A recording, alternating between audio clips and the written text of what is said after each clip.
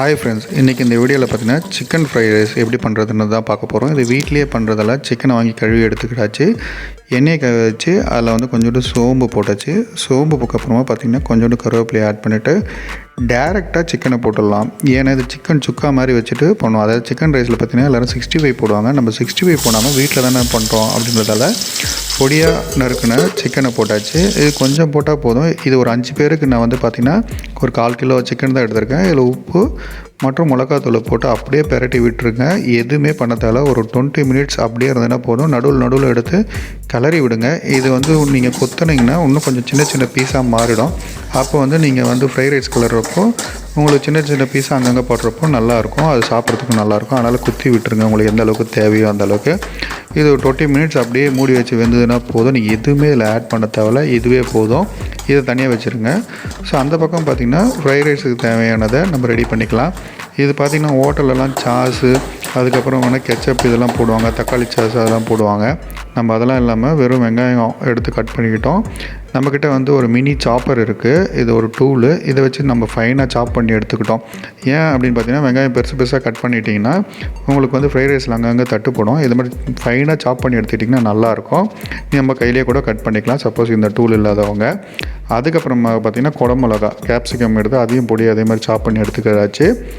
Next கடாயை வச்சு அதில் எண்ணெய் தேவையான அளவுக்கு எண்ணெயை ஊற்றியாச்சு. டேரெக்டாக பார்த்திங்கன்னா பொடியாக நறுக்கின வெங்காயத்தை போட்டாச்சு. ஒன்ஸ் அது நல்லா வதங்கணும். ஏன்னா சாதத்தில் அதுக்கப்புறமா நீங்கள் கொட்டிட்டிங்கன்னா அது வதங்காது. அதனால் வெங்காயத்தை மட்டும் ப்ராப்பராக வதக்கிங்க. அதுக்கப்புறமா நம்ம நறுக்கி வச்சுருந்த குடமிளகா, அதாவது கேப்சிகமும் போட்டாச்சு. போட்டு நல்லா வதக்கிட்டே இருந்தோம். இது பார்த்திங்கன்னா நம்ம வீட்டில் செய்கிறதால ஃபஸ்ட்டு ப்ராப்பராக நல்லா வதக்கிங்க. ஏன்னா குழந்தைங்களாம் சாப்பிட்றப்போ உங்களுக்கு ப்ராப்பராக இருக்கும். நெக்ஸ்ட்டு பார்த்திங்கன்னா முட்டை எவ்வளோ போடணும் அப்படின்னு பார்த்திங்கன்னா நான் ஒரு 5 பேருக்கு செய்கிறேன். ஸோ ஆளுக்கு ஒரு முட்டை அப்படின்னு கனெக்ட் பண்ணிவிட்டு மேலே ஒரு முட்டை, மொத்தமாக பார்த்திங்கன்னா நான் 6 முட்டை நான் போட்டிருக்கேன். நல்லா இருக்கணும் அப்படின்றதுக்காக. நீங்கள் எத்தனை பேருக்கு செய்கிறீங்களோ ஆளுக்கு ஒரு முட்டை அது மாதிரி கனெக்ட் பண்ணி போட்டிங்கன்னா நல்லாயிருக்கும். இல்லைனா உங்களுக்கு நிறைய இடத்துல எக் மட்டும்தான் இருக்கும். ரைஸ் கொஞ்சம் மிஸ்மேட்ச் ஆகும். கரெக்டாக பார்த்திங்கன்னா ஒரு ஆளுக்கு ஒரு எக்கு அப்படின்ற மாதிரி நீங்கள் போட்டிங்கன்னா உங்களுக்கு ப்ராப்பரான ஒரு ஃப்ரைட் ரைஸ் கிடைக்கும். இது சிக்கன் ஃப்ரைட் ரைஸாக இருந்தாலும் நம்ம எக்கு போடுவோம். அதுதான் நிறைய பேருக்கும் பிடிக்கும். நம்மளுக்கும் அப்படி தான் பிடிக்கும். ஸோ இதில் பார்த்திங்கன்னா நம்ம ஒவ்வொரு எக்கை உடச்சி ஊற்றிட்டு அந்த டைமில் பார்த்திங்கன்னா ஃப்ளேம் சின்னதாக வச்சிங்க. இல்லைனா நீங்கள் கலரத்துக்குள்ளேயே அதை ஃபுல்லாக அடி பிடிச்சிரும். அதனால் ஃப்ளேமை கம்மியாக, அதாவது தீயை கம்மியாக்கிட்டு ப்ராப்பராக உடச்சி ஊற்றிங்க. உடச்சி ஊற்றுனதுக்கப்புறம் நல்லா போட்டு கலரி விட்டுட்டு உங்களுக்கு தேவையான அளவு உப்பை நீங்கள் ஆட் பண்ணிக்கலாம். அதுக்கப்புறமா பார்த்திங்கன்னா முக்கியமான மெயின் இன்க்ரீடியண்ட்டு பெப்பர் ஆட் பண்ணுவோம். இந்த பெப்பர் நிறைய பேர் ரைஸை போட்டதுக்கப்புறம் போடுவாங்க. அது சில நேரம் வேக்காடு சரியாக இருக்காது. பெப்பரை நம்ம இந்த இடத்துல போட்டோன்னா வேக்காடு நல்லாயிருக்கும். நம்ம சாப்பிட்றப்போ வயிற்றுக்கு எதுவும் பண்ணாது. அதனால் நம்ம பெப்பரை இந்த இடத்துலையே நம்ம ஆட் பண்ணிவிடுவோம்.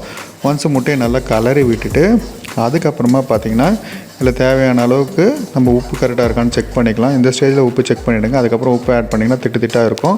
அதனால் இந்த ஸ்டேஜில் மட்டும் உப்பு செக் பண்ணிவிடுங்க. என்ன குறை இருந்ததுன்னா அதை ஆட் பண்ணிங்க. அப்படி இல்லைன்னா ஓகே, நோ இஷ்யூ. இதுக்கப்புறமா பார்த்திங்கன்னா நம்ம ஆல்ரெடி சொன்ன மாதிரி பெப்பர், பொடியாக இருக்கிற ஃப்ரெஷ்ஷான பெப்பரை ஃபுல்லாக கொட்டியாச்சு. கொட்டிட்டு நல்லா கலரி எடுத்தாச்சு. கலரி எடுத்ததுக்கப்புறமா அது மேலே நம்ம வேக வச்ச ரைஸ் போட்டாச்சு. நாங்கள் கொஞ்சம் அழுந்தின மாதிரி தான் வெடிச்சிருக்கோம். உங்களுக்கு தேவையான நெட்டாக வெடிச்சுங்க, ஓகேங்களா? ஸோ இதில் ஃபுல்லாக தேவையான ரைஸ் மேலே லேயராக போடாமல் மேலேயே போட்டு அப்படியே நம்ம தீயை ஒரு மீடியமான ஃப்ளேமில் வச்சுட்டு கலரி விட்டனாலே போதும். உங்களுக்கு ஈவனாக அது எல்லா இடத்துலையும் ஸ்ப்ரெட் ஆகி அப்பயே உங்களுக்கு ஃப்ரைட் ரைஸ்க்கான ஸ்மெல் வர ஆரம்பிச்சிடும். ஸோ ப்ராப்பராக அதை கலரி விட்டுருங்க. ஏன்னா எங்கன்னா திட்ட ஒயிட் ரைஸ் இல்லாத மாதிரி பார்த்துங்க. நல்லா கலரி விட்டதுக்கப்புறமா பார்த்தீங்கன்னா தேவைன்னா இதுக்கு மேலே கூட நீங்கள் எண்ணெய் ஆட் பண்ணிக்கலாம். நான் எண்ணெய் ஆட் பண்ணல, ஏன்னா இருக்கிறதே போதும்னு நான் விட்டுட்டேன். ஜஸ்ட் இதை கலரும் போதே உங்களுக்கு கலர் பார்த்தாலே தெரியும் இது ப்ராப்பராக வந்துடுச்சு அப்படின்னு. இதுக்கப்புறமா நம்ம சிக்கன் சுக்கா, அதாவது சிக்கன் வேக வச்சு வரணும் இல்லையா, டேரெக்டாக அதை எடுத்து பொடிப்பொடியாக கண்டு எடுத்து இதில் டேரெக்டாக இதில் போட்டு கலர்னாலே போதும். உங்களுக்கு அருமையான சிக்கன் ஃப்ரைட் ரைஸ் ரெடி ஆகிடும். ப்ராப்பராக அதை கலரிட்டு அடுத்து நம்ம சிக்கனை கொட்டிடுவோம். ஸோ இதுதான் அந்த சிக்கன் நம்மளுக்கு ஆறி இந்த கலரில் இருக்கும். ஜஸ்ட்டு டேரெக்டாக அதை எடுத்து போட்டுட்டு நம்ம கலர்னாலே போதும். இதில் 5லேருந்து 6 பேர் சாப்பிட்றதுக்கான அளவுக்கு நான் செஞ்சுருக்கேன்.